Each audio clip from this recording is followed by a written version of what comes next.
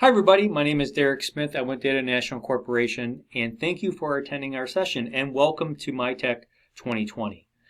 Today we're going to be talking about the pathway to the IBM Cloud. And I'm basically going to be sharing with you our experience over the last several years in working with clients in trying to determine what is the best approach for them in deploying their systems. Should they look at a cloud-based approach? Should they maintain systems on-premise? Or maybe it's a hybrid. Maybe it's a mix of some systems will remain on-site and then some systems will do much better in a cloud-based environment. So the session is going to be focused on a couple different things here if I look at our agenda. So we're going to be looking at what customers are considering in terms of moving to the cloud, what types of systems. They're production-based systems. Maybe their HADR systems. We have some clients that move their dev environments out to the cloud. Or maybe it's just kind of a whole combination of different types of systems. So we're going to talk about what those look like, what we've seen from our experience, and then we'll get into what the IBM Cloud is through Datanational. So there are lots of different offerings out there. Last time I checked, IBM Direct had their own IBM Cloud offering now. There's a whole host of business partners that do the same thing. I'm going to be sharing with you what we offer as an organization. And a lot of times IBM, a lot of the cloud offerings are very similar. So it's a little different animal compared to maybe moving some Windows-based workloads off to the cloud. IBM is obviously a well-integrated system. A lot of clients have perpetual licenses of application software that are part of their implementation. So there's lots of different considerations that need to be reviewed and analyzed to make sure that you're making the right decision and understand some of these other items that come along with it, like software licensing and communications and some other factors that we're going to be talking about today.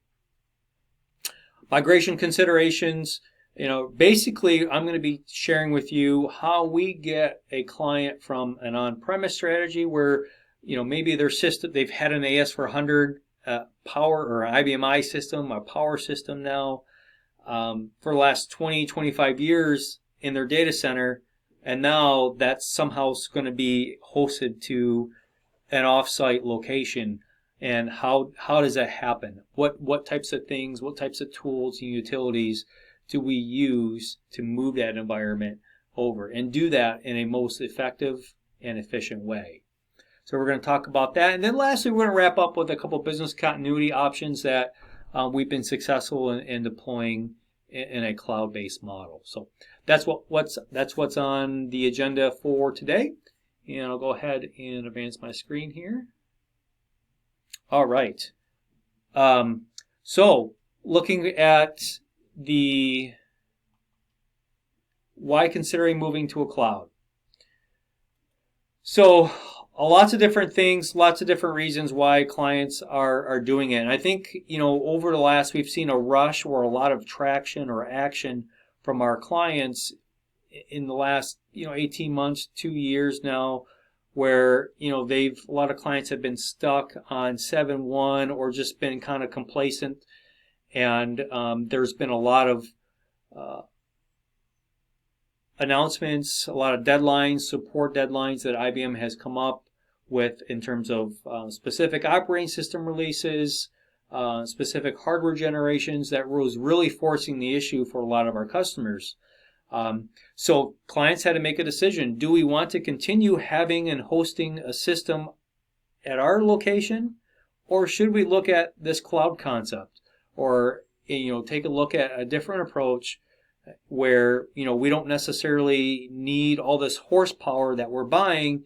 Maybe we can right size our approach and be a little smarter and be a little more efficient. So that's been driving a lot of discussion for a lot of our clients in making sure that they're making the right decision, whether that is continue what they have been doing for all these years, or maybe looking at a different approach. So that's been a huge push for a lot of our clients.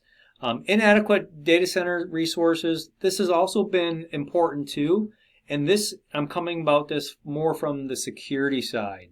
So as security is becoming more and more important in everyone's environment, a lot of clients are trying to adhere to some specific compliance, and a lot of those compliances have to do with physical controls of their data center, and maybe even redundancy of their data center, where uptime is just even more critical for them.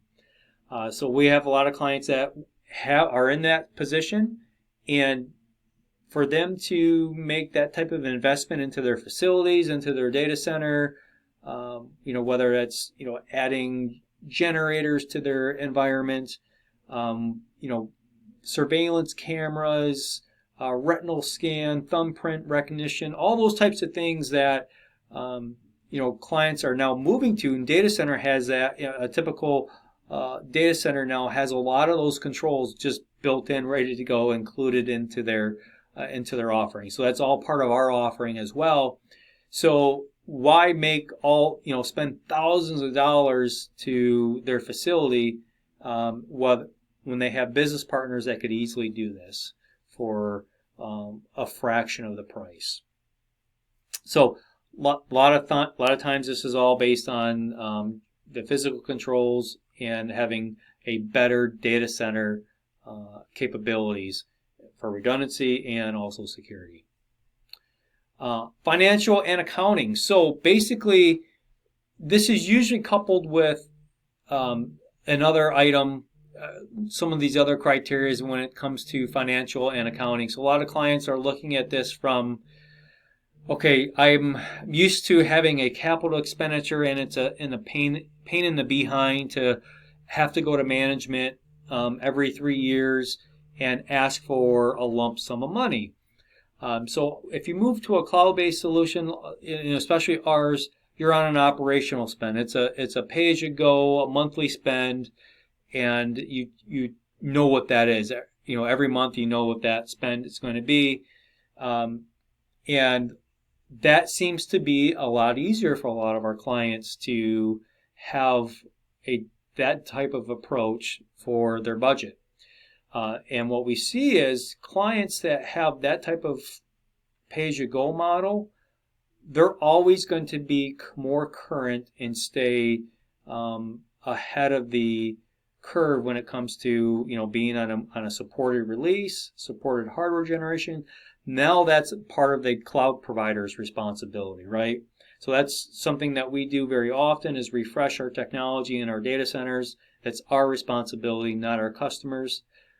So when you move that piece of it, you're always going to be on the latest and greatest. And what we see is with clients who stay on-prem strategy, they go forward to the executive team for this capital expend approval, and they get shot down. Next thing you know, it's year 4, year 5, and you're 5 years into a system. And in the technology world, 5 years is a lifetime. You're already probably 3 releases behind in operating system, maybe a couple generations behind in hardware, and you're behind. You're behind the 8 ball. So that's kind of a loaded issue there. In terms of if you're on a pay-as-you-go model, you're going to be in a much better position to stay ahead of the technology curve and be right where you want to be, right in the sweet spot there. Lack of internal resources to support and manage systems. So we see this a lot for a lot of our clients, where organizations like MyTech and IBM, I know, has some programs as well, and to introduce the younger generation into the platform, and they've everyone's done a really good job of that. That has not sprinkled down to a lot of our clients, where they have some folks that are looking at retiring and moving on in their career, and there's gaps now in terms of support resources that's going to take on their systems, take on their IBM I workloads, and give it its care and feeding that it needs. So a lot of times there's a gap there, and as opposed to companies going out and really trying to find somebody or find someone that maybe doesn't have the skill set and provide all the training and education for that individual, they are better off just giving that to a business partner that's got a whole stable of resources that are able and willing to support their system. So another consideration there for clients who are determining what makes sense for them. And this holds true too in terms of operating system upgrades and so forth. So customers will get to the point where they understand that they probably should not be having this system in-house anymore. They're starting to fall behind. They're not doing their periodic preventive maintenance on the system. They don't have time to do that. Where again, this is something that a cloud provider like Datanational does out of the box and works with the customers and makes sure that they're staying current. So lots of different things that customers are considering and really driving them to consider a cloud-based solution. So eye chart here, reference chart. This is some background information that I was alluding to previously. 7.1 was end of support was announced in 2018. We've been on service extension since then, and service extension is ending in 2021. 7.2 is going to be in a similar position at the end of 2021. So you're going to have to, I'm assuming IBM's going to announce a service extension for those folks. So it's just this continuous cycle here where customers are trying to stay ahead of things, and this is kind of a good reference chart so you can see the key dates and time frames of when specific releases are becoming an issue for you in terms of support.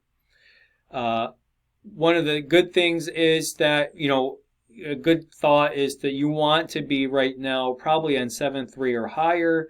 You're going to be that's really the comfy spot there, where you're not in any time crunch to do anything in terms of operating system upgrades or any maintenance items like that. You're in a pretty comfortable spot. Same thing, good reference chart here for a lot of our customers. A lot of times we had clients on Power 7 systems, so that's kind of a jump ball whether you'll have support on that hardware. Again, this is one of those things where clients are not wanting to worry about these types of things, not having that concern of their hardware coming up for support and not having to manage the maintenance and support of those systems. So good reference chart for you. These copies of these slides will be in our handouts that are available through the system, through the portal that you're looking through. Where customers are investing. So right off the bat, I can tell you a big demand is in business continuity. So a lot of clients this is where they start, and this is a great starting point. So they'll look at this and say, in terms of DR or high availability, does it make sense, if we're even contemplating our production box, why would we want to take on a second system and have, the headache of having a second facility, a second system, buy duplicate licensing for some of our application software? What's going to make sense for us? And a lot of times that makes sense to go to a business partner. So we have programs where we can kind of package everything up for clients and provide that to them in one monthly payment. So we try as hard as we possibly can to give customers that big red easy button where we can deploy an HA environment, a DR environment very quickly. For some of our smaller clients, they may start out with maybe in just a simple offsite backup and DR approach, where maybe an HA system doesn't make sense for them. They can't cost justify it. The business can't justify it. So they're looking at something better than restoring from tape, and moving to a cloud-based backup is a really nice it puts them in a really nice position for them for eliminating the tape dependencies that they have, where it's constantly requiring manual intervention, and you have a much more quicker and a lot more efficient approach to DR, with a disk-to-disk backup or a cloud-based backup that you can couple in system recovery services with. So that's been a huge thing, especially for right now we're in the later phases, hopefully, of this pandemic, where a lot of data centers, a lot of companies had very minimal amount of people at their facilities. So it was a shame for a lot of our clients that had people having to commute into the office just to simply change a tape. So these are things that help customers be a lot more efficient, gives them a little more modern approach, really hands-off approach in their backups. Once we set this up, this is all just active and passive monitoring.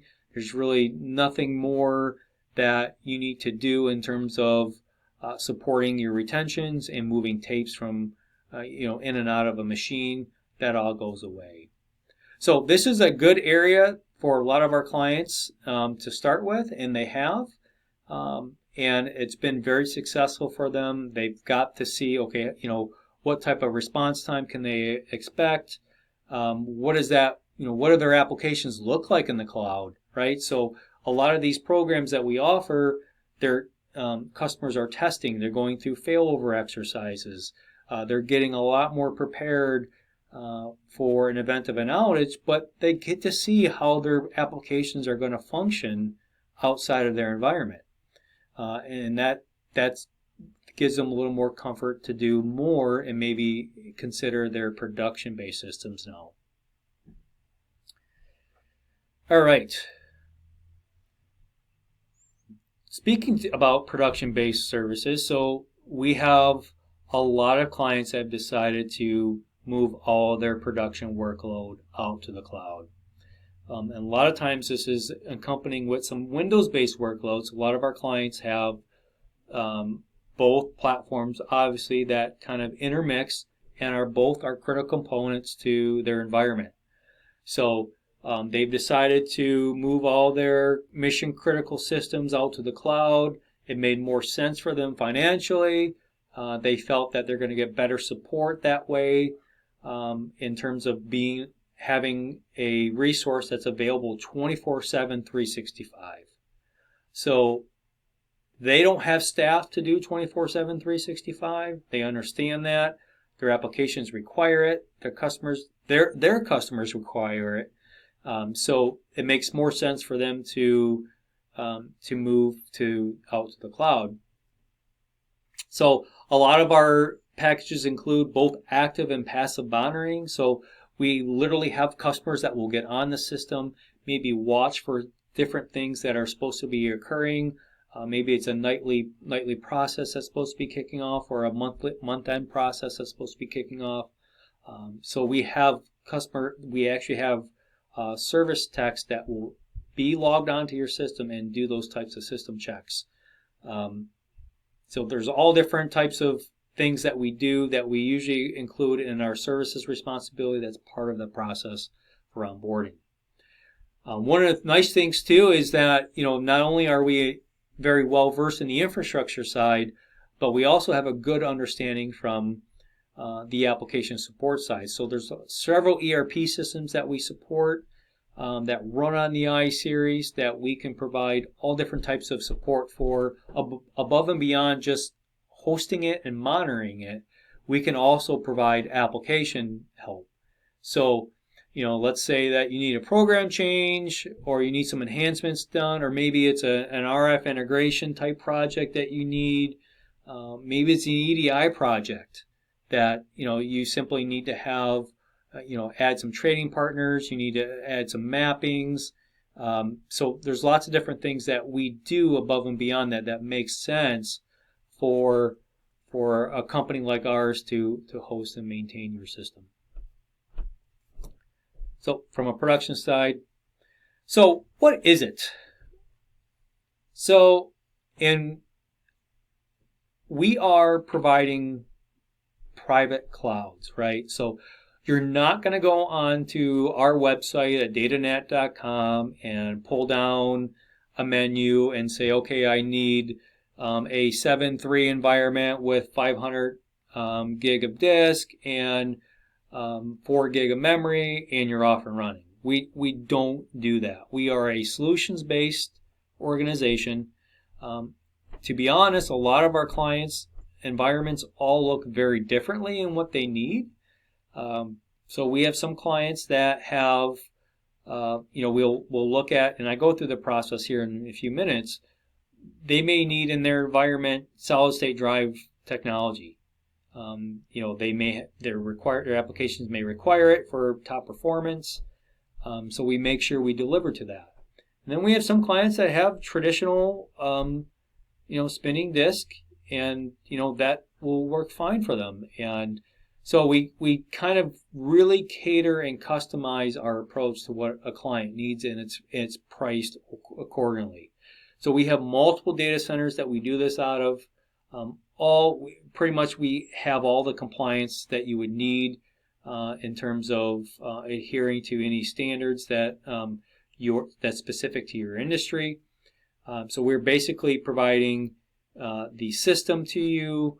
We're providing all the hardware resources, all the IBM license program products, and all of our hosted systems require and include a disk-to-disk backup. So we do not really do tape-based backup in our environments. That would be, for the amount of environments that we support and have to do a tape-based environment, tape-based backup would be a nightmare. It'd be very difficult to support. A lot of our clients have both ends with us, meaning productions with us and also HA and DRs with us, spread across different data centers, and our teams are managing that, both sides, including the replication between both systems. And as I mentioned, we're staffed 24/7. All of our resources here are in the U.S. None of that is overseas. It's all U.S.-based systems and also personnel and resources. So moving along here. Again, all different types of things that we provide. This is pretty standard in all of our managed services and what we do. So operating system support, config changes, security monitoring. I won't read through the whole list there, but these are all the things that are pretty standard for us there. And we have some clients that will make some additions to this in terms of what and when we need to do some checks. So a lot of clients have some pretty critical processes that kick off, whether it's a daily or a nightly or a monthly process that they want to have babysit. And it's very important that those processes end correctly. And so we'll add on to our responsibility and make sure that we understand what needs to happen. All right, what it's not. All right, so I mentioned licensing early on, and that tends to be something that clients don't think about right away. So what is it going to mean for you to now take your application software that's licensed to you and now move that to the cloud? So those are questions that you need to pose to your application vendors. And a lot of times it's a simple answer. You just need to understand and have Datanational tell you, okay, you're going to be hosted on this box with this much resource assigned to it. Sometimes it's not that easy. Sometimes there are some other things that you need to review as part of your license agreement, but that process needs to happen so you understand that up front and not make a jump and have, be surprised by cost or some hoops that you have to jump through later on. So for our clients who have moved on to our cloud, they still need to maintain, let's say you're running JD Edwards or maybe Epicor CMS, you still need to maintain support with those vendors. That support will still come from them. Obviously, they publish the software. and those fixes and patches and support still need to come from that provider. So you still need to maintain support for those items, and that holds true for any third-party software, right? So there are some third-party software that we can wrap into our cloud where it makes sense to. A lot of times, however, though, if you do the math and look at what you've already invested in those perpetual licenses, it makes sense for you to maintain the ownership of that software and simply pay the transfer fee.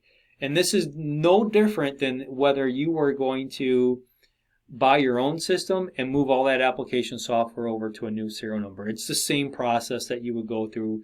You would go through the same due diligence and understand, what you need to do. Let the vendor know what OS you're going to be on, what the serial number is, what's the performance group if it's needed, how many cores are going to be allocated to it.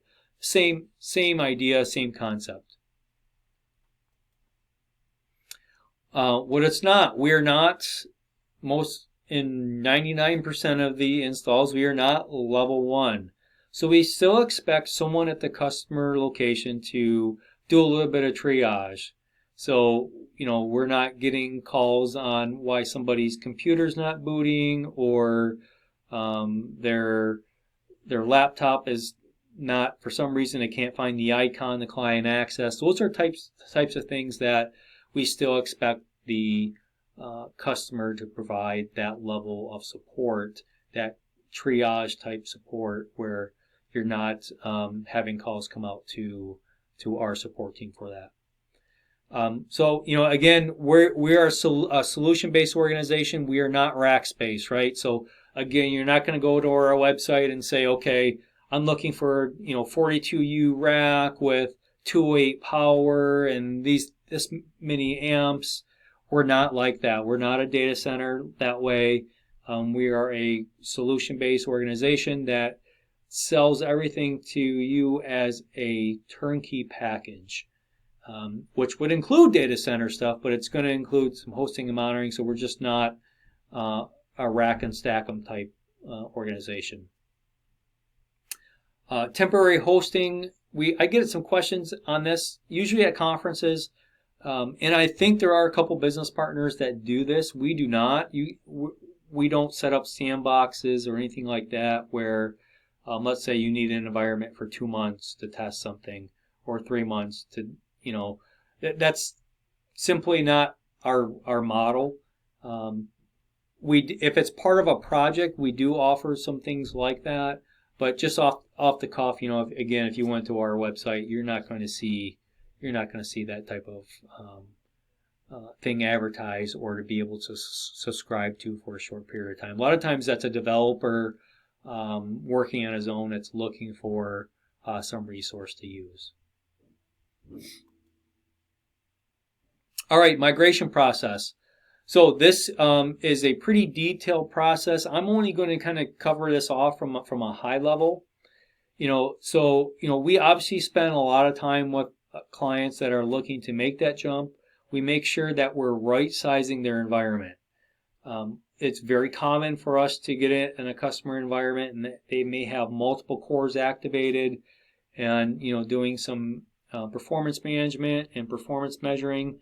We come to find out that they're using 10% of the resources that they have that they're capable of, which is great. They were able to get it approved, and at the time that I'm like, hey, who doesn't want more horsepower? But in the end, when you're subscribing to a cloud, you don't want to be over subscribing where you're never going to use those resources. So we're very careful on how we size this out and understand what your peaks are going to be, what typically it comes at monthly processing, or maybe you're a seasonal business or retail business that there's going to be 3 months of the year you're going to be using 2x or 3x of what you would normally. So we size accordingly and have we'll pull together a plan for companies like that. So lots of understanding. We go through the whole checklist with customers in terms of, again, talking about the third-party software, make sure they have a plan for that. Communications is a big deal. We kind of look at a lot of times we're provisioning the communications to a customer where we're providing a site-to-site VPN. Some of our larger clients that have maybe contracts with companies like AT&T or some of the other bigger folks out there, they'll bring in a dedicated line into our facility and they're using their own private connection. So those are the types of things that we kind of walk through and understand what their solution is going to look like in terms of communications, software, and also the hardware resources that's going to be needed to support them. So we do the migration twice. And a lot of times I say that and a customer will look at me weird. You're like, why do we do it twice? So we do it twice because once is a test. So we do a first cut where we're actually migrating the system over. And this is all planned for. We have their user community, their power users come on the system, test all their mission critical applications, test communications, make sure that everything is working properly. And that will sometimes could be a couple of days. Sometimes customers want to have that a little bit longer for a week or two. It really depends on the customer. So they have a period of testing on that cloud-based environment. And then we plan for a rollover for a future date. That rollover can be we can use the migrate while active approach, where we're replicating their changes in real time over to the soon-to-be production system. And then when it's time to cut over, that failover process is very quick. And a lot of times that really, whether they use that type of approach is driven by their business environment and whether that's required. Now, typically the cutover process is very quick, but there's a lot of planning that goes into that. There's more expense that goes into that, but that's something that's required for a lot of our clients. And then we have some clients that maybe have a day or maybe have a whole weekend or maybe a holiday where they can do something like this. So we can have a more planned approach and maybe use a vault-to-vault backup restore, which is a very easy process to do. It takes less planning, maybe takes a little bit more time to complete, but it works for a lot of our clients. But again, once we get that system over, there's a whole set of checklist items that we go through in terms of comparison reports, a lot of different things, depending on the environment. Clients will have their own verification steps that they go through. And this is usually done over a course of a 30-day window, 30 to 60-day window, depending on the size of the system and the customer's timelines. So, I mentioned these in passing when we looked at the business continuity slide. So this is, some of the items that we've seen customers deploy out in the cloud. We have the Carbonate server backup technology, sync sort, which is actually called Precisely now. So I need to make that change to this chart. But it's Mimics replication. So these are the types of things that we can package up very cost effectively and deploy very quickly. So our offsite backup solution, literally we can have that up in 7 days or less. Mimics replication, we can have that up very, very quickly in 30 days or less, depending on the size of the system and the customer's timeline. So very, depending on what type of recovery time objective you have, recovery point objective, we can make the best decision on what makes sense for you guys and get that deployed. Okay, so that concludes my presentation. I think I'm under 45 minutes here. If you have any questions or if you want to bounce some ideas off me or you're looking for some planning information, feel free to reach out to me. This is my direct phone number and also my email. Feel free to reach out and give me a holler. I appreciate everyone's time, and again, don't hesitate to reach out if you have any questions or concerns. Thanks, everybody.